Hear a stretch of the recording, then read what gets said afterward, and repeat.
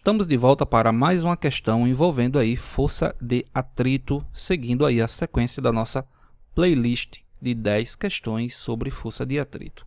A questão de número 4 é uma questão que foi aplicada na prova do Enem do ano passado, da segunda aplicação da prova. Tranquilo? Então prestem atenção na resolução da questão. A questão fala o seguinte, pessoal. Com o dedo, um garoto pressiona contra a parede duas moedas de 10 centavos e R$1, uma sobre a outra, mantendo-as paradas. Em contato com o dedo está a moeda de 10 centavos. Então a moeda de 10 centavos está em contato com o dedo e contra a parede está a de R$1. O peso da moeda de 10 centavos é 0,05 newtons e o da de R$1 é 0,09 newtons. A força de atrito exercida pela parede é suficiente para impedir que as moedas caiam. Informação importante. A força de atrito exercida pela parede é suficiente para impedir que as moedas caiam. Qual é a força de atrito entre a parede e a moeda de R$1? Então, gente, o que acontece? Vamos desenhar aqui. Você tem aqui a superfície, tá? Você tem aqui a superfície. E aqui a gente vai ter as duas moedas. Você tem a moeda... Aqui não está saindo legal. Você tem a moeda aqui de R$1, certo? E aqui você vai ter a moeda de 10 centavos.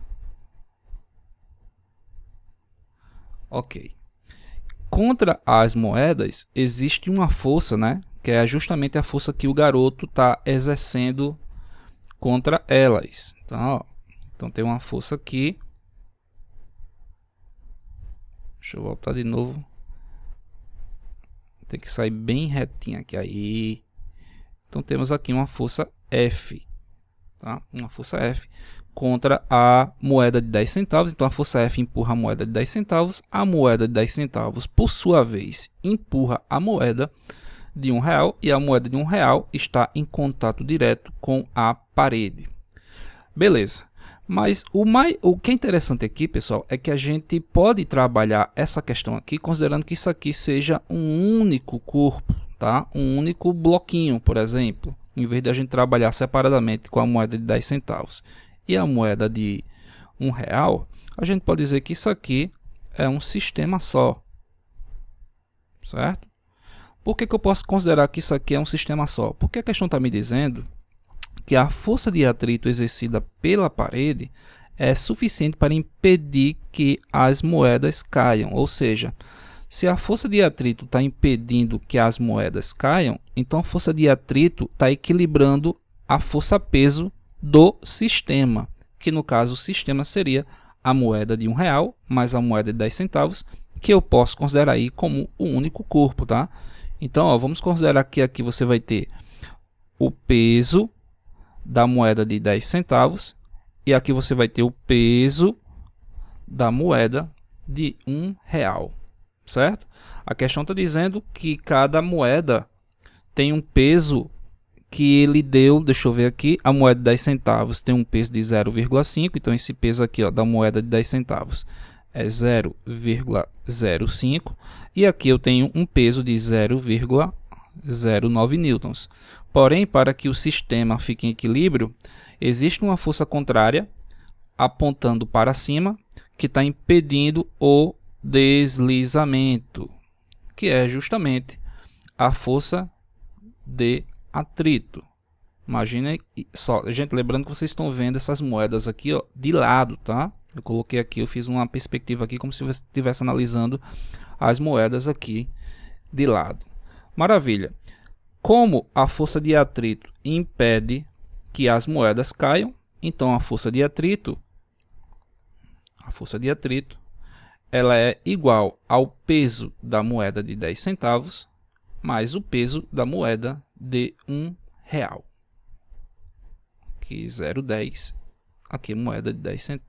Moeda 10, o peso da moeda de 10 centavos mais o peso da moeda de R$1.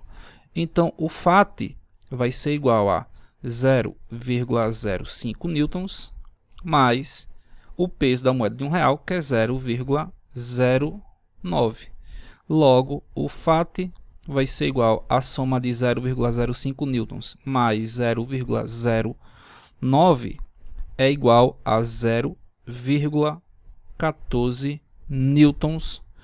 Essa seria então a resposta correta, ok? Alguém poderia tentar dizer, tá? Alguém poderia achar que a resposta seria 0,9, né? Porque a força de atrito ela está em contato direto. Eu não coloquei aqui em contato direto com a moeda de R$1, mas quem está em contato direto com essa força de atrito é a moeda de R$1, porque ela está em contato diretamente com a parede. Porém, a questão está me dizendo que a força de atrito exercida pela parede, ela impede que as moedas caiam. Se ela está impedindo que o sistema se movimente na vertical, a força de atrito, então, tem que ser igual à soma do peso da moeda de 10 centavos mais a soma do peso da moeda de R$1. Então, o FAT não é 0,09. Não está só impedindo que a moeda de R$1 caia. Ela está impedindo, na verdade, que o sistema todo entre em movimento verticalmente. Logo, o FAT tem que ser 0,14 para equilibrar o sistema. Então, não é a letra D, tá, pessoal? Aqui seria, na verdade, letra E. 0,14 newtons é a resposta dessa questão aí. Uma questão bastante tranquila, bem interessante para você aí praticar mais aí sobre questões envolvendo forças de atrito. Fiquem atentos à questão de número 5.